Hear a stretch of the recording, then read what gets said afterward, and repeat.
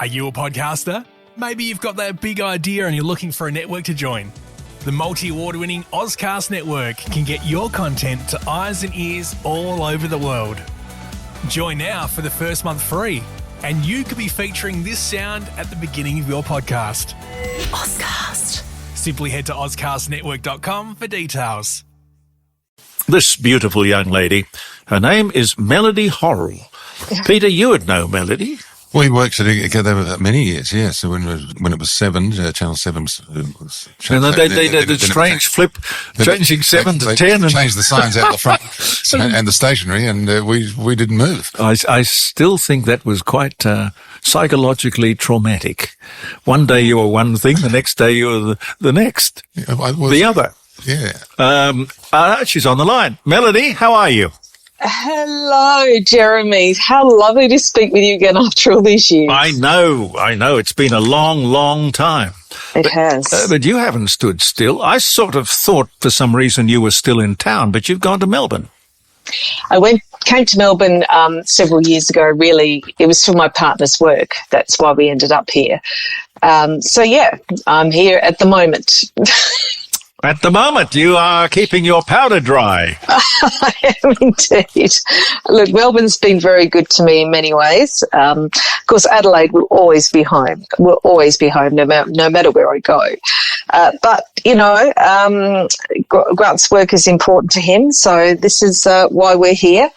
And it's been a great experience for me, I have to say. It's good to live in other parts of the world, I think, in other states, just so you get a taste of the way things are done in other places.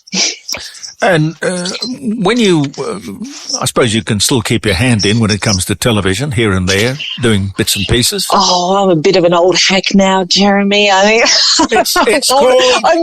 it's called experience. I know that, but I'm in my 50s now, so I'm not sure that TV is a place for me to be anymore. But Peter, I don't disagree. What an outrage, Melody! You can smack. Goodness me! Come back to Adelaide where you're appreciated. I think it's a little different. I think that it is a little different for men and women. Unfortunately, I think it is actually still. And, I've always loved TV. I loved my time in broadcast media. But I've been doing many other things since, and it's really widened my world. So I'm really quite grateful for all those experiences I've had post-TV. Well, you were in television and the media because you did work at 3AW for a while as well. I did. I was there when I first moved to Melbourne, freelance actually, for 12 months. And I have to say that even though I was only there for 12 months, they welcomed me like family. And I'm still in contact with a lot of people at 3AW. Lovely bunch of people, and just really loyal to their former employees and employers. I felt that was the experience I've certainly had with them, and it's nice to feel part of a family that never forgets you. Yes, no. So they've been terrific. Yeah, they're very, very professional, and as you say, loyal to the people who work there, which gives people who work there a sense of loyalty back in return. But it does, and I always like chatting with them. I've had the opportunity actually to speak with them twice within a week about my latest book. And I popped into the studio on Saturday and sat down with the wonderful Darren James, who's just such a nice fella. That's where I heard you. That's where I heard you. Yeah. Yeah, genuinely good guy, funny, so talented. And it was just such a joy to sit in the studio with him again and, chew over things and chat about my book and have a laugh. And he's just a decent man. When did the writing of books kick in? You sat down one day and thought, I'm going to write a book. I wish it was that simple. I'd always wanted to write books since I was a little girl because I used to love reading books, but I never thought I'd be able to do it. I never had the confidence. Never thought I'd get there. And, my years in journalism, of course, you write, but it's a different style of writing, very short form, punchy, just completely different. And it's a very long story, so I'll try and cut it as short as possible for you. But when I heard about the Port River Dolphins in strife, I think it was 2020, and they were dying, and I just thought, geez, I need to sort of step back in and try and do something about this. So I contacted the Weekend Australian, and I said to them, would you like me to write a story about the Port River Dolphins, and in particular my relationship with one dolphin called Jock? Now, I'd never really spoken about this publicly. A lot of people knew about my background in the media, but I'd never really spoken publicly about my, early life, and certainly not my relationship with Jock, because it's something really unusual and difficult for some people to grasp. So I wrote that story, and lo and behold, they printed it. They printed the whole thing, and I had this 4-page colour spread. And for me, it was all about putting the focus back onto the dolphins and trying to show everybody how special these marine mammals are. It was about showcasing the importance of protecting them, and how very much like us they are in so many ways. Their intelligence, complex societies, and why we need to protect them. So that's actually why I wrote that article. And then, of course, I had quite a positive response from that article, and an old colleague of mine from Adelaide read it and contacted me, and he said, listen, I'm retired now, but I've written a couple of books and I do a bit of editing. I do think you should write a book. And I thought about writing this book for years and years and years, but once again thought, there's no way I can write a book. I mean, it's such a huge undertaking. And I wasn't sure that I actually had the skills to do it. But he said, just give it a crack. Just start writing. Just start. So I did. And I was, amazed that I was able to do it, and then, create something that I was proud of. And even more amazed when it was picked up by Allen and Unwin, an Australian publisher. And then my amazement exploded really after it was picked up by another publisher overseas, and it was republished under a different title across the world. And the amazing Dr. Jane Goodall endorsed it. Wow. A series of remarkable events. And why do you think they changed the name? Oh, look, I think it was because it was just for different audiences. It was for the British and the US audience, and they just wanted something different. And they changed the image on the front cover as well. It's the same book, essentially, although they didn't print most of the photos that were in the original Australian version of the book. But I was just pleased that it was going to a much broader audience, and that I'd hoped that it would have an impact for dolphins, outside of Australia, and actually people too. So, yeah, I was pretty chuffed and quite blown away. I always knew you had it in you, young lady. Which Peter am I speaking to? Peter Sellen. Oh, Peter Sellen. Hello, Pete. I remember me. Goodness. Oh, of course. How are you? I'm very well. Now, you're a much more prolific author than I. I wrote a modest book about my fun and exciting adventures in the Navy, and segued into the media with some of the carry-on that used to happen for that. So I'm not a global author yet. I'm just a local yokel. There's nothing wrong with that, Pete. And, writing a book is, as I said, it's a huge undertaking, a big commitment of time.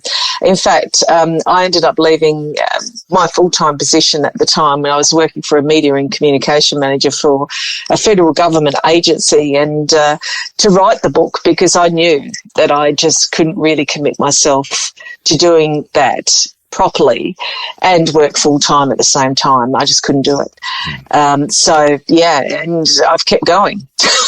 What do you think it is about dolphins and whales that so, captivate, mesmerize people, capture their interest? I think it's a variety of different things. I think, again, there's a part of us that sort of recognises their intelligence, their sentience. They're beautiful, graceful creatures, and, they can live in pods of... Are you a podcaster? Maybe you've got that big idea and you're looking for a network to join. The multi-award-winning Ozcast network can get your content to eyes and ears all over the world. Join now for the first month free. and you could be featuring this sound at the beginning of your podcast. Ozcast.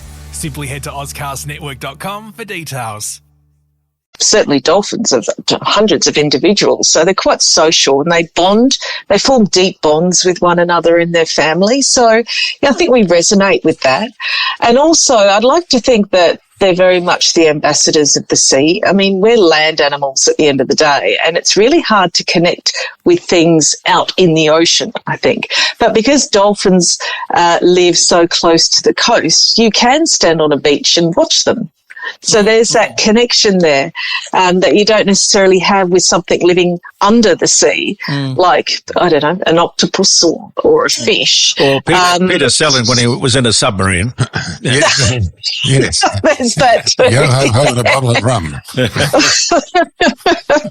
So that's what I think. And I think it's wonderful. I think that they also teach us, when you watch them swim in the bow of a boat, just leap out and splash down on the water, there's this joy, this effervescence, and just love for playing. And I think they bring out the joy in us. Yeah, you get the impression they like us too. Yeah, you do. And I'm not sure that we always reciprocate, No, to be honest. But you bonded. I did. I get the feeling when you say the dolphin who saved me. I mean, was there a traumatic period in your life that depended on this dolphin called Jock? I went through a pretty ordinary childhood in many respects. Look, I don't consider myself to be a victim, let me say that up front. I actually think I've been really quite victorious given the circumstances that I've sort of had. Mm. But, my mother and father, there was a lot of domestic violence in the house, and we came out to Australia when I was about 7 or 8, and I'd hoped that the awful violent fighting between the two of them would sort of end, but it didn't. It escalated, and in the end, I talked my mum into leaving the family home. My two sisters had decided to stay in the UK rather than come out with the family because they just didn't want any more of it. And I completely understand that. So it was just my brother, myself, my mother and my father. And when we left... Are you a podcaster? Maybe you've got that big idea and you're looking for a network to join. The multi-award-winning Ozcast Network can get your content to eyes and ears all over the world. Join now for the first month free, and you could be featuring this sound at the beginning of your podcast. Ozcast. Simply head to ozcastnetwork.com for details. Dad found out where we were living and started stalking us. And one day, the police told Mum that, it might be best if you two separate, so, the risk would be less. So she moved out and moved in with someone else. And I stayed in the flat alone. I had to drop out of school at this point. I'd only gotten to year 11, but I had to drop out of school to work because I had to pay my way suddenly. And so... one day, Dad turned up when Mum was dropping off some washing because I didn't even have a washing machine back then. And he caught her unaware and he attacked her. He stabbed her. And I was the only witness to it. And to cut a very long story short, he was obviously charged by police. And a wonderful detective by the name of Peter Dunstan really took me under his wing and looked after me. He was just, I can't say enough good things. I mean, I know police often get a bad rap, but he was just my rock. He was fantastic. And then, of course, Dad went to court and I had to testify against him because I was a witness. I was only quite young at the time. Mm-hmm. And he was sent to jail. And when he came out of jail, a short time later, he took his own life. Oh. So, after that sort of episode, I just wasn't quite sure how to face the world, really. I was pretty lost myself and didn't know what I was going to do with my life. I'd actually, in the interim, gone back and completed my year 12 part-time. I decided to put myself through university and to change my own life. I didn't want a repeat of what had happened with my parents. So I made it my mission to change circumstances for myself, get myself an education. But well, you're a very brave woman, Mel. Oh, thank you. I don't think so. I think there are people that are in much worse situations than that. But I made the conscious choice. I really did to just try and create a better outcome for myself. But I had some pretty deep scars and some issues that I hadn't dealt with, although the outside world wouldn't know it. I crafted this party girl exterior, and I wouldn't let anybody in. I didn't trust anybody. I'd never had a unconditional relationship. I just, my pets at home were the only things that I really found love with in many ways and comforted me, which is where the connection with animals really started. Understandable. And so that's when I volunteered for a research program with Dr. Mike Bosley, who was one of my lecturers at university. Oh, yes. And that's how I ended up meeting Jock. And Jock was a solitary dolphin who lived in the Port River, and really unusual because dolphins are really very social mammals. And there he was a solitary dolphin, and he befriended the research team, Mike and the research team. And all he'd do was just circle this boat constantly and just break off to feed. He had a very badly deformed dorsal fin, a healed spear wound on his side from where he'd been speared previously by somebody. He had scars around his mouth. And I remember the first time I saw him, I just felt connected. He was this lonely dolphin who seemed so, I don't know, rudderless. He just was disconnected with the world around him and so badly scarred. And in many ways, his external scars reflected my internal ones that I still hadn't dealt with. And I got to know him as an individual. And throughout that, I learned an awful lot. He was my greatest teacher, this dolphin. He trusted me despite the fact that my species, humans, had inflicted so much pain on him. I guess that taught me about forgiveness, the importance of forgiveness and living with my scars and acceptance. And his friendship just wasn't conditional. He wasn't fed. He wasn't cajoled. He just wanted to hang out.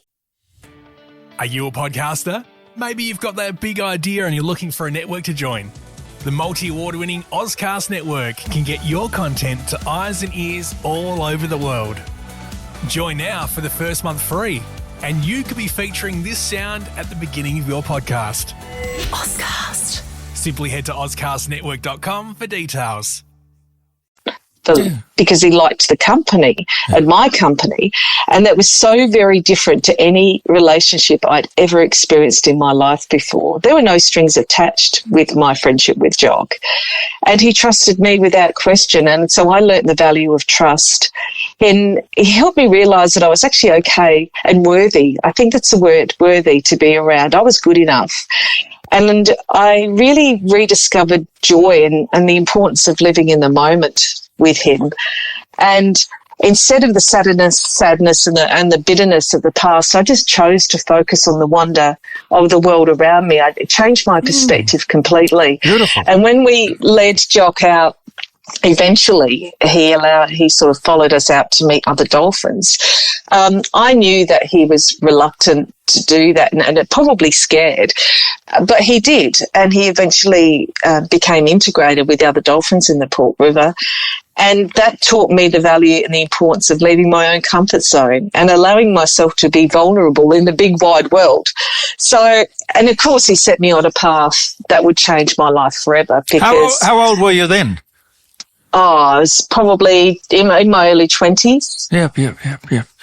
And, he gave me, I found my voice through him. I eventually started a not-for-profit in South Australia called the Australian Dolphin Research Foundation after I left my first full-time job out of uni pretty quickly, and I left to form this not-for-profit.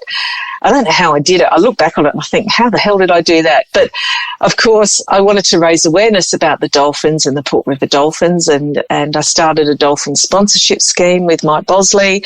And,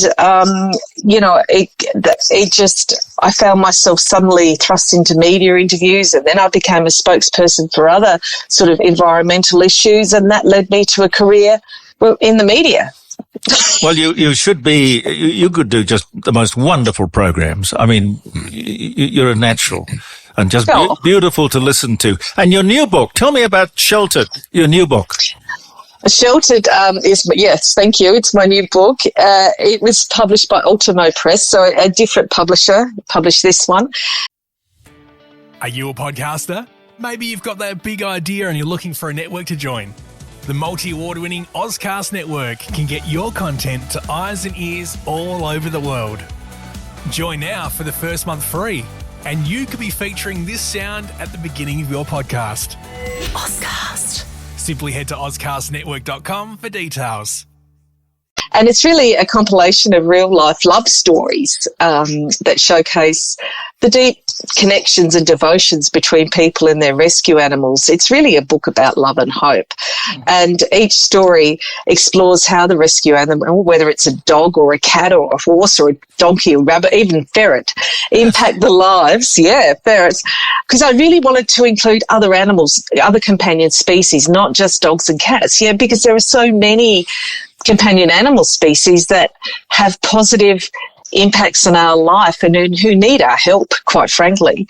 So I learnt actually through writing this book that so often that when we help animals heal from trauma, we often help ourselves too, because most of the animals in this book come from pretty bad situations where they've been abandoned, mistreated, surrendered, or, handed over, but each of them blossoms into just these beautiful, loving companions that have this profound impact on the people who adopt or care for them, and in some cases even save their lives.